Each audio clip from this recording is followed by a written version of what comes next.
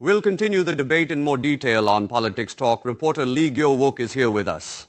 Reporter Lee, during the debate, candidates Kim Moon-soo and Dong-hoon had a heated exchange about Pastor Jeon Kwang-hoon. Could you tell us more about it? That's correct. During the debate, candidate Han questioned candidate Kim's stance on Pastor Jeon Kwang-hoon, and tensions flared. Let's listen to what was said. Back in February, you praised Pastor Jeon Kwang-hoon as a defender of liberal democracy. Candidate Han, when you think about Pastor Jeon, do you view him as a socialist, or might he represent something else? Candidate Han questioned whether candidate Kim was close to Pastor Jeon and had praised him. Candidate Kim distanced himself, saying there was no communication, but also rebutted, asking what's wrong with giving praise. But today, Pastor Jeon Kwang-hoon made a notable announcement declaring his intention to run for the presidency. Isn't he legally barred from pursuing this path? That's right. Pastor Jeon Kwang-hoon of Sarangjeel Church declared today that he would run in the upcoming presidential election.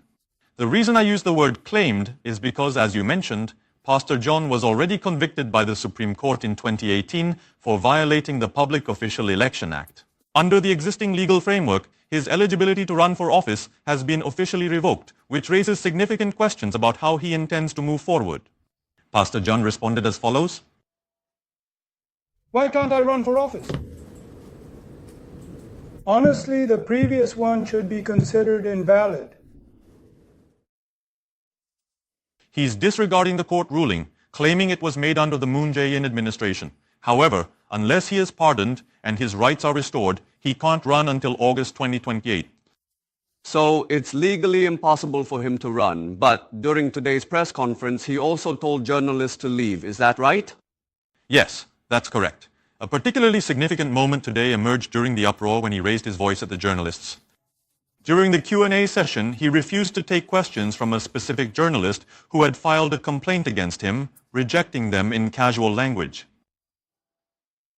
No, stop the nonsense. I won't take your question today, especially not from you, since you filed a complaint against me. Why are you raising your hand and causing trouble? After saying this, Pastor Jeon, visibly agitated, demanded that questions come solely from major media outlets. When the rejected journalists continued protesting, he ultimately ordered them to be escorted out. This nonsense absolutely has to stop. Get out, I said get out. When I tell you to leave, you leave immediately. I'm the main character here. Honestly, does the word main character sound this intimidating? If so, shall we perhaps move on to another topic? Today, TRC Chairwoman Park Sun-young clashed with the Democratic Party at the National Assembly. Can you elaborate? That's right. South Korean Truth and Reconciliation Commission Chairwoman Park was questioned over alleged North Korean involvement in the May 18th uprising.